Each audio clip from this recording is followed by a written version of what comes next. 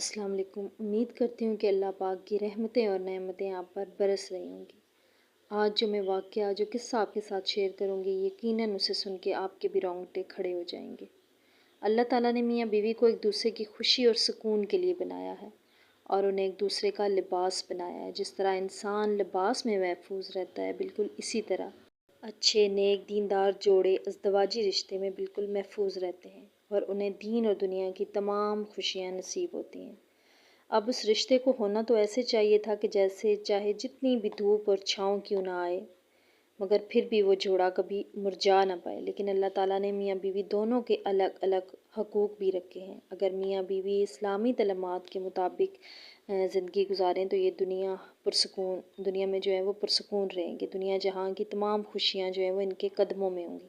لیکن اگر شوہر چاہے کہ میری بیوی میری غلام بن جائے، میرے گھر کی نوکرانی بن کر رہے، میرے ہر جائز ناجائز حکم کی تعمیل کرے، تو ایسا ہرگز نہیں ہو سکتا۔ اور اگر ایک بیوی چاہے کہ میرا شوہر میری ہر بات مانے، جو میں کہوں وہی کرے، جہاں میں چاہوں وہیں جائے، میری خدمت کرے، تو ایسی عادات رکھنے والی عورت بھی بہت جلد شوہر کے دل سے نکل جاتی ہے۔ دونوں کو بیلنس ہو کے رہنا پڑتا ہے۔ تو آج ایک ایسی عورت کی کہانی میں آپ کے ساتھ شیئر کروں گی، اور اس کو سننے کے بعد آپ خود میں وہ چیزیں ڈھونڈیں کہ کیا آپ وہ ایسا تو نہیں کر رہی، خدا نخواستہ آپ کے ساتھ بھی تو ایسا نہیں ہونے والا۔ تو سٹارٹ کرتی ہوں آج کی ویڈیو کو کہ ایک بہت خوبصورت عورت کی آپ بیتی میں آپ کے ساتھ شیئر کروں گی کہ وہ بہت زیادہ خوبصورت تھی، اور جو کوئی بھی اس کو دیکھتا اس کے حسن کا دیوانہ ہو جاتا تھا، اور اس سے دوبارہ جو ہے وہ دیکھنے، اس سے ملنے کی جو ہے وہ اسے خواہش ہوتی تھی۔ اور وہ جس قدر خوبصورت تھی، اتنی ہی زیادہ وہ جو ہے نا نمازی تھی، تہجد گزار بھی تھی، اور اس کی خوبصورتی کے جو چرچے تھے وہ آس پاس کے علاقوں میں بھی جو ہے وہ پھیلنے لگے۔ اور ایسے ہی ایک دور کے علاقے میں ایک امیر کبیر شخص رہتا تھا، جسے اللہ نے خوب ساری دولت اور خزانے سے نوازا تھا۔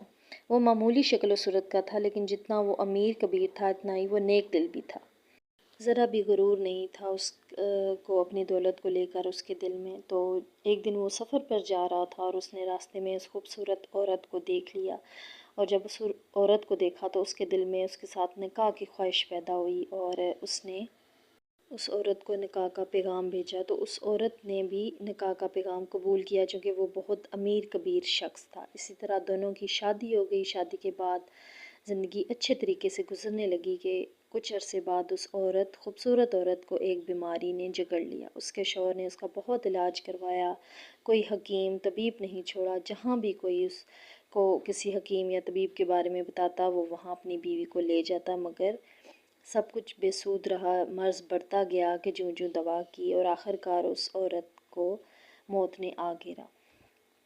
جب اس کی فوت ہو گئی وہ عورت، تو اس کو گاؤں کی کچھ عورتیں غسل دینے لگی، تو وہ کیا دیکھتی ہیں کہ اس کی خوبصورتی بدصورتی میں بدل چکی تھی، اس کا گورا بدن سیاہ ہو چکا تھا۔ عورتیں اسے دیکھتے ہی خوفزدہ ہو گئی کہ یا اللہ، یہ کیا ماجرا ہے، اتنی خوبصورت عورت مرنے کے بعد ایک دم کیسے کالی سیاہ پڑ گئی۔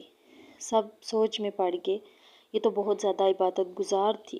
جب اس کے شوہر کو اس کے بارے میں بتایا گیا تو اس کے شوہر نے کہا کہ اس کی تدفین میں دیر نہ کرو، جلدی کرو۔ جب سارے خاندان والے تدفین کے لیے قبرستان کے ایک قبر تیار ہوئی، اس میت کو قبر میں اتارنے لگے، تو دیکھا کہ اس قبر میں پہلے سے ایک سانپ اور کافی زیادہ بچھو بیٹھے ہیں۔ استغفار! جلدی جلدی اس قبر کو بند کیا گیا۔ دوسری قبر کھودی گئی تو اس میں بھی یہی حال۔ نہ چاہتے ہوئے بھی تیسری قبر جب کھودی گئی تو یہ دیکھتے ہوئے کہ لوگوں کے پیروں تلے سے زمین نکل گئی کہ جب پہلی قبر کھودی تھی تو وہی سانپ اس تیسری قبر میں بھی موجود تھا۔ لوگ دوڑے دوڑے بھاگے خوفزدہ اس علاقہ، اس محلے کے مولوی صاحب کے پاس گئے۔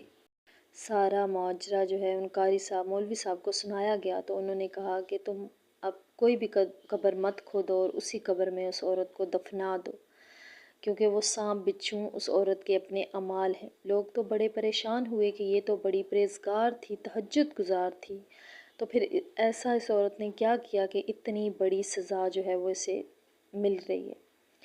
نہ چاہتے ہوئے بھی سب لوگ دوبارہ سے قبرستان میں آئے، اور اس عورت کو جب لحد میں اتارنے لگے تو اس قبر کی تپش سے ان کے پاؤں جل گئے۔ پیاری اسلامی بہنوں، انہوں نے نہ چاہتے ہوئے بھی اس عورت کو اس قبر میں دفن کر دیا، اور پھر دفن کرنے کے بعد ان کے ذہن میں ایک ہی سوال تھا کہ اس عورت نے ایسا کیا کیا، اس کے کون سے گناہ تھے کہ وہ آج اس عذاب میں ہے، اس پکڑ میں ہے۔ تو وہ سب لوگ اس کے شوہر کے گرد جمع ہوئے اور اس سے بولے کہ بتاؤ کہ ایسا کیا کیا ہے تمہاری بیوی نے کہ جس کی سزا اسے یہ مل رہی ہے۔ شوہر بولا کہ وہ میری بیوی ہے، میں اس کا پردہ فاش نہیں کرنا چاہتا، میں کافی عرصے سے برداشت کر رہا تھا، لیکن جب آپ سب کو پتہ چل ہی گیا ہے اور آپ کو اللہ نے دکھائی دیا ہے تو میں بھی اس کے گناہوں پر پردہ نہیں ڈالوں گا۔ تو وہ لوگ بولے کہ جلدی سے بتا کہ تیری بیوی کا یہ حال کیوں ہوا۔ تو وہ بولا کہ وہ ایسے جملے دن میں 5 بار ایسے 5 جملے مجھے بولتی تھی کہ شاید مجھے لگتا ہے کہ جس کی وجہ سے اس کی یہ حالت ہوئی ہے۔ اس کے شوہر نے بتایا کہ وہ بار بار ایسے جملے بولا کرتی تھی اور بولا کرتی تھی کہ اسے اپنے حسن پر بڑا ناز تھا، اور وہ ہر وقت بولتی تھی کہ دیکھ میں کتنی خوبصورت ہوں اور تیری شکل کیسی ہے، بالکل جانور جیسی، مجھ جیسی لڑکی نے تجھ سے شادی کی ہے۔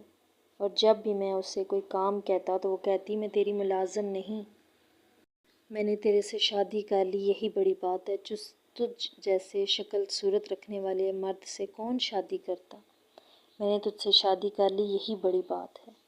اور جب بھی اور مجھے کہتی کہ تجھ پہ لعنت ہو، تیری ماں پہ لعنت ہو کہ جس نے تجھ جیسے انسان کو پیدا کیا، جنم دیا، اور اس کی ایسی باتیں میرا دل چیر دیتی۔ تو وہ اور وہ مجھے اپنے خاندان سے، اپنے ماں باپ سے نہ ملنے دیتی، مجھے بولتی کہ اگر تو ان سے ملا تو میں یہ گھر چھوڑ کر چلی جاؤں گی اور تیری اس دولت پر اور تجھ پر لعنت بیچوں گی۔ اس کی ایسی باتوں سے میرا دل کٹ کے رہ جاتا۔ میری ماں مجھے ملنے کے لیے ترستے ترستے اس دنیا سے چلی گئی، لیکن اس عورت نے مجھے اس سے یہ کہہ کر ملنے سے روکے رکھا کہ میں تیرا گھر چھوڑ کے چلی جاؤں گی۔ مجھے اپنی بیوی سے بہت پیار تھا، مگر اس کی یہ باتیں میرا دل چیرتی تھی، اور مجھے لگتا ہے کہ یہ اسی اعمال کی سزا ہے۔ تو پیاری اسلامی بہنوں، کہیں آپ نے تو کسی کا دل نہیں توڑا، کہیں آپ بھی تو یہ جملے نہیں بولتی جیسے اس کو عذاب ہوا۔ اللہ ہمیں ایسے اعمال سے بچائے۔ اور وہ بار بار کہتی کہ میں نے تجھ سے شادی کر کے غلطی کی ہے، نہ تیرے پاس شکل ہے اور نہ ہی عقل ہے۔ تو میں دعا کروں گی کہ اللہ پاک ہم سب کی عزتوں کی حفاظت فرمائے، اور اللہ پاک ہمیں اپنے گھر میں سکون والی بنا کر رکھے، اپنے گھر کو جنت بنانے والی بنا کر رکھے۔ جزاک اللہ۔